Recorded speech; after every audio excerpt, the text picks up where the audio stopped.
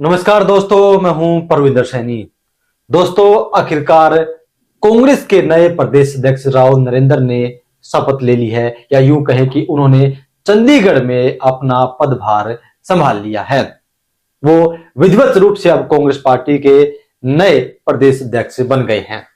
लेकिन इस दौरान कांग्रेस पार्टी के तमाम बड़े जो नेता हैं वो भी दिखाई दिए, और इसी मंच से कहीं ना कहीं जहां पर राव नरेंद्र ने जमकर राहुल गांधी का गुणगान किया, तो वहीं कई दूसरे नेताओं ने भूपेंद्र सिंह हुड्डा को जमकर लपेटा। इसी विषय पर चर्चा करने के लिए हमारे साथ राजनीतिक मामलों के जानकार वीरेंद्र राठी हमारे साथ मौजूद है। डॉक्टर साहब का कार्यक्रम में स्वागत है। आपका बहुत बहुत धन्यवाद। सभी दर्शकों को मेरी तरफ से नमस्कार। डॉक्टर साहब, क्या संकेत है? विधिवत रूप से राव नरेंद्र जो है कांग्रेस पार्टी के अध्यक्ष बन गए हैं, लेकिन राव नरेंद्र ने जमकर गुणगान किया राहुल गांधी का। अगर बात करें रणदीप सुरजेवाला की, चौधरी वीरेंद्र सिंह की, तो उन्होंने जमकर हुड्डा को धोया। कई बातें निकल करके कांग्रेस से आजकल आ रही हैं बाहर, जिनमें पहला तो कांग्रेस ने निर्णय लिया कि सीएलपी लीडर का और प्रदेश अध्यक्ष का राव नरेंद्र जी को बनाया गया। लेकिन जिस प्रकार से जब उन्होंने कल पदभार ग्रहण किया, उस कार्यक्रम के अंदर कांग्रेस के बहुत से नेता पहुंचे। कुमारी शैलजा तो शायद नहीं जा पाई। उसमें जो नेतागणों ने भाषण दिया, जिसमें वीरेंद्र डूमर का भाषण प्रसिद्ध रहा, रणदीप सुरजेवाला का रहा, काफी चर्चा का विषय वो रहा। वीरेंद्र डूमर खां ने भी ये प्रश्न उठाए और रणदीप सुरजेवाला ने भी ये प्रश्न उठाए कि इतनी हवा थी, हम सरकार तक क्यों नहीं पहुंच पाए, कि गुटबाजी को खत्म करो, कि मैं उसका। रणदीप ने तो नाम लेकर के कहा, कोई व्यक्ति अगर दीपेंद्र हुड्डा से मिलने जाता है तो दूसरा धड़ा उसका फोटो वायरल करके कहता है ये दीपेंद्र के पास था। कोई मेरे पास आता है तो कोई दीपेंद्र के पास उसका फोटो भेजता है, कोई कुमारी शैलजा के पास जाता है तो उसका फोटो भेजता है। इस धड़ेबंदी को बंद करके पार्टी को एकजुट रहना चाहिए। और इसी प्रकार की चर्चा वीरेंद्र सिंह डूमर खां ने भी अपने भाषण में की। तो उससे एक बात तो कहीं न कहीं स्पष्ट आ रही है कि कांग्रेस अब सत्ता के लिए छटपटा रही है, और उनको इस चीज का आभास हो चुका है कि बगैर एकता के सत्ता के गलियारों तक नहीं पहुंचा जा सकता। तो इसलिए सभी नेताओं का इस प्रकार का प्रयास जरूर है, लेकिन वही छोटी मोटी बातें फिर कार्यकर्ताओं के बीच से, सोशल मीडिया के माध्यम से आम हरियाणा प्रदेश की जनता के बीच में पहुंच रही हैं। एक दो दिन पहले ही सीएलपी लीडर हुड्डा साहब करनाल की तरफ गए थे। वहां जो जलाध्यक्ष इनके थे उनको बैठने के लिए कुर्सी तक नहीं मिली। ना किसी नेता ने ये कहा कि भाई एक्स्ट्रा कुर्सी लगवा दो, ना किसी ने खड़ा होकर के ये कहा कि जलाध्यक्ष है, प्रोटोकॉल है कि साथ में बैठेंगे। कोई किसी की गोदी के अंदर बैठ रहा है, कोई कहीं बैठ रहा है, और आजकल सोशल मीडिया का युग है, ये चीजें वायरल हो जाती हैं। तो इन चीजों से तो जो एकता वाली कमी है वो कहीं न कहीं दिखाई देती है। लेकिन प्रदेश अध्यक्ष ने जो आपने जैसे जिक्र किया कि उन्होंने जरूर ये बात वहां रखी है कि मैं हाईकमान द्वारा और सभी नेताओं की सहमति से और सर्वे के आधार पर मेरे को प्रदेश अध्यक्ष बनाया गया है, और मैं सबको साथ लेकर के चलूंगा। और जिस प्रकार से उनका सबको साथ लेकर चलने का वो दावा कर रहे हैं, उसमें प्रयास भी कर रहे हैं। लेकिन मुख्य जो बात निकल करके आ रही है, वो एक बात निकल करके आ रही है कि पहले के जो प्रदेश अध्यक्ष रहे, चाहे वो अभी जो उदय भान जी थे, या बहुत पहले एक बार मौलाना जी होते थे, वो भूपेंद्र सिंह हुड्डा जो कहते थे वो करते थे। लेकिन कहीं न कहीं अब की बार प्रदेश अध्यक्ष ये संकेत जरूर देना चाहते हैं कि मेरे को हाईकमान ने फ्री हैंड दे रखा है।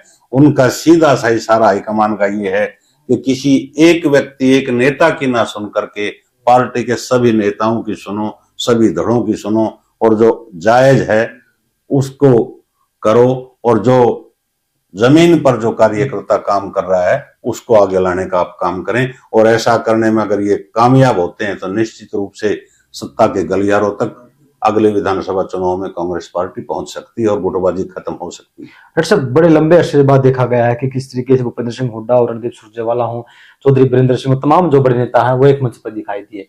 और जब से कांग्रेस पार्टी हारी है चुनाव, भूपेंद्र सिंह हुड्डा ये कहते रहे कि हमारा वोट परसेंटेज बढ़ा है, हमारी सीटें बढ़ी हैं, और सुरजेवाला ने उल्टा कल जवाब दे दिया कि सीट बढ़ने से, वोट परसेंटेज बढ़ने से क्या फायदा जब हम चुनाव नहीं जीत पाए तो ये कहाँ कमी रही? क्या हुड्डा सीधे निशाने पर थे उनके?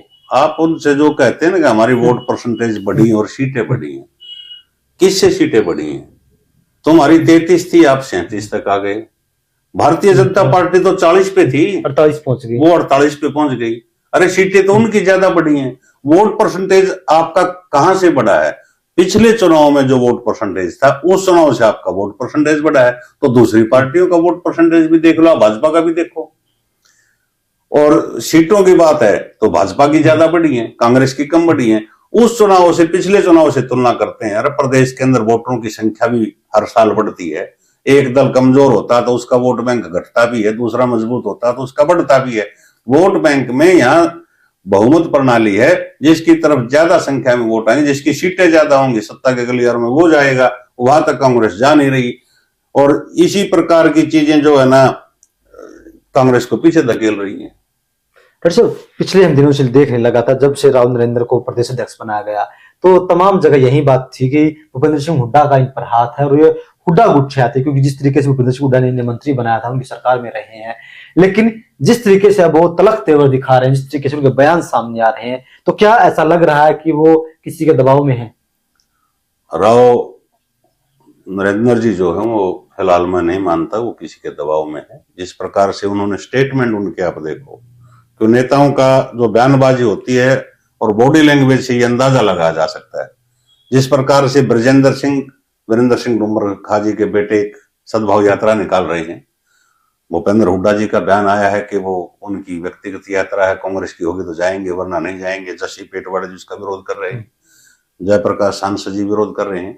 लेकिन उन्होंने, राव नरेंद्र ने स्पष्ट एक बात कही है कि इस सद्भाव यात्रा से कांग्रेस मजबूत होगी। यानी कि एक संकेत ये दे रहे हैं कि हो सकता है कि निकट समय में या आने वाले समय में वो उस यात्रा का हिस्सा बने।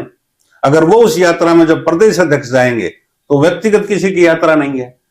और ब्रजेंद्र सिंह जी कह रहे हैं कि मैंने पार्टी के शीर्ष नेतृत्व से, मल्लिकार्जुन खड़गे जी से मेरी बात हुई है, राहुल गांधी जी से मेरी बात हुई है और पहला निमंत्रण मैंने उनको दिया है और उनसे मैं परमिशन लेकर के यात्रा निकाल रहा हूं। तो इस पर जो हरियाणा प्रभारी बीके हरिप्रसाद, उनका बयान भी आया। उन्होंने ये कहा है कि ये उनकी निजी यात्रा है, लेकिन अगर कोई कांग्रेस पार्टी का नेता उसमें शामिल होता है तो हमें कोई दिक्कत नहीं है। तो यही तो संकेत है ना कि भाई एक आदमी, आज कोई चुनावी माहौल नहीं, आज कोई एजेंडा नहीं, कोई जन आंदोलन के रूप में वो कोई मुद्दा ऐसा नहीं कि जिससे जनता को उनको प्यार मिले, लेकिन वो सद्भाव यात्रा निकाल रहे हैं। तो इससे फायदा किसका होगा? उसने तो एक जगह से चुनाव लड़ना है, तो एमएलए का लड़ेंगे या एमपी का लड़ेंगे, लेकिन पूरे हरियाणा की वो यात्रा कर रहे हैं तो कहीं ना कहीं पार्टी का ग्राफ ऊंचा उठेगा। और पार्टी का ग्राफ ऊंचा उठाने के लिए अगर कोई भी कार्यकर्ता मेहनत करता है या कोई भी नेता किसी भी इलाके का मेहनत करता है और पूरे प्रदेश के अंदर अगर पार्टी को फायदा होता है तो वो पार्टी का हित है। लेकिन कुछ नेता कह रहे हैं कि इनकी निजी यात्रा है, इनकी निजी यात्रा है। लोगों ने आंदोलन किए हैं, कहीं कोई इशू हो जाता है तो उनकी वो पर्सनल समस्या है। लेकिन जब वहां भीड़ ज्यादा इकट्ठी हो शुरू हो जाती है तो यही नेता जाकर के धरना स्थल पर मंचों को भर देते हैं। वो तब सार्वजनिक सामूहिक काम कैसे बन जाता है? तो ये इस यात्रा के अंदर अगर भीड़ भाड़ ठीक रही और जब ये समापन के बाद 5-7 महीने बाद जब ये रैली करेंगे तो उस रैली के अंदर देखना कांग्रेस के कितने बड़े दिग्गज नेता शामिल होंगे, जिसमें दिल्ली के भी नेता भी होंगे, प्रदेश के नेता भी होंगे। उस दिन कहा जाएगा ये कांग्रेस की यात्रा थी। अरे एक आदमी कांग्रेस में रह के कांग्रेस के भले के लिए, उसके उत्थान के लिए यात्रा कर रहा है और आप उसका विरोध कर रहे हो। किस प्रकार की राजनीति है? डॉक्टर साहब, क्या आगे चलकर हम देख सकते हैं कि भूपेंद्र सिंह हुड्डा के कंट्रोल में कांग्रेस पार्टी रहेगी? आपको निकल लग रहा है कि अब कांग्रेस पार्टी धीरे धीरे हुड्डा के हाथों से छूट रही है? इसमें इन बातों में समय लगता है। भजनलाल जी ये कहा करते कि मैं राजनीति का पीएचडी हूं, प्रदेश अध्यक्ष भी रहे, सेंटर में मंत्री भी रहे, 3 बार मुख्यमंत्री भी रहे। लेकिन जब पहली बार भूपेंद्र सिंह हुड्डा जी कांग्रेस के अध्यक्ष बने प्रदेश के अंदर और सीएलपी लीडर भी बने, धीरे धीरे इनको ताकत का एहसास हुआ और इन्होंने अपना जनाधार बढ़ाने का प्रयास किया और इन्होंने बढ़ाया भी। और जब सत्ता में 2005 में कांग्रेस पार्टी आई, उस समय मुख्यमंत्री भूपेंद्र सिंह जी हुड्डा बने थे। ना भजनलाल जी का क्या कद था। भूपेंद्र हुड्डा जी तो राजनीतिक रूप से सफलता उनको मिलनी आरंभ हुई 1991 में। भजनलाल जी बन लिए एमएलए 1968 में। उससे पहले भजनलाल जी 91 तक तो 3 बार मुख्यमंत्री रह चुके थे और भूपेंद्र हुड्डा जी खाली एमपी बने थे 91 के अंदर। लेकिन राजनीतिक ताकत एक बार जिसके पंजे में आ जाती है तो उसका ढीला नहीं छोड़ता, उस पंजे को कस करके रखता है। अभी भूपेंद्र हुड्डा जी उसको कस के रखे हुए हैं, लेकिन राव नरेंद्र को आज जिस प्रकार से प्रदेश अध्यक्ष का पद मिला है, अगर कांग्रेस हाईकमान ने पूर्ण रूप से, जैसा हमने चर्चा की कि उनको कहा कि खुल करके चलो और सही फैसले आप लो, अगर इन फैसलों पर वो चले तो निश्चित रूप से वो अपनी छवि को, जिस प्रकार की आज उनके ऊपर कह रहे हैं कि हरियाणा में कौन नहीं जानता, कौन जानता है उनको कि 3 बार के विधायक हैं, 20-15 साल से आप स्वयं चुनाव नहीं जीते हैं, एक अपनी इमेज क्रिएट करने का मौका है। और जब उनको ये साथ मिलता हुआ प्रदेश का दिखाई देगा और हरिवाल की बेल्ट जिस दिन उनको स्वीकार कर लेगी तो उस दिन अपनी ताकत का एहसास भी उनको हो जाएगा।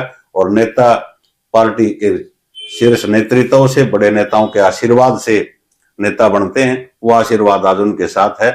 लेकिन किसी के चंगुल में फंस करके चलेंगे तो फिर वो शिकार हो जाएंगे राजनीति का। अच्छा, आज कांग्रेस पार्टी सत्ता में नहीं है, विपक्ष में बैठी हुई है और कांग्रेस पार्टी ने अपने जिलाध्यक्ष नियुक्त कर दिए हैं, अपना प्रदेश अध्यक्ष नियुक्त कर दिया है, लेकिन पार्टी के अंदर अनुशासन नहीं है। अगर हम देखें, रोहतक की बात करें, हम जिलाध्यक्ष किस तरीके से प्रेस कॉन्फ्रेंस के दौरान कुर्सी नहीं मिली। करनाल में हम देखें कि वहां पर जिलाध्यक्ष कुर्सी के लिए मारामारी कर रहे थे। जैसे में देखने को आया कि जो यहाँ के जो जिलाध्यक्ष हैं वो गीता भुक्कल के पास गए थे, किस तरीके से उन्होंने सुनाई है। तो क्या यहाँ पर अब संगठन से बड़े जो नेता हैं क्या वो हो गए हैं? क्या बगैर अनुशासन के क्या ये पार्टी सत्ता के लिए तक पहुंच पाएगी? एक आपने बात की अनुशासन की, यानी कि डिसिप्लिन की, इसके ऊपर मुझे एक बात याद आती है। किसी एक व्यक्ति ने जो पढ़ा लिखा कम था, आर्थिक स्थिति से बड़ा मजबूत था, तो उसने एक अपने स्कूल की बिल्डिंग तैयार कर दी और उसके अंदर उसने प्रिंसिपल भी, टीचर्स भी सारे बाहर से एडजस्ट करने होते हैं। और वो महीने में 10 दिन में अपने स्कूल के अंदर जाता, शिक्षण संस्थान के अंदर जाता, फिर उनसे स्टाफ से पूछता, भाई अपनी समस्याएं बताओ। तो स्टाफ मीटिंग में किसी ने कह दिया, जी सारी चीजें ठीक है, थोड़ी सी डिसिप्लिन की कमी है। ये उसको ये समझ नहीं आया ये डिसिप्लिन मिलता कहाँ है। उसने कहा कि भाई ठीक है, तुमने मेरे कानों में डाल दी, अब के बार जिस दिन दिल्ली जाऊंगा उस दिन वहां से लेके आऊंगा। तो ये डिसिप्लिन तो पार्टी के नेताओं ने, पार्टी के जो अध्यक्ष हैं या सीएलपी लीडर हैं या एमएलए और एमपीज हैं या पदाधिकारी हैं, इन्होंने स्वयं बनाना होगा।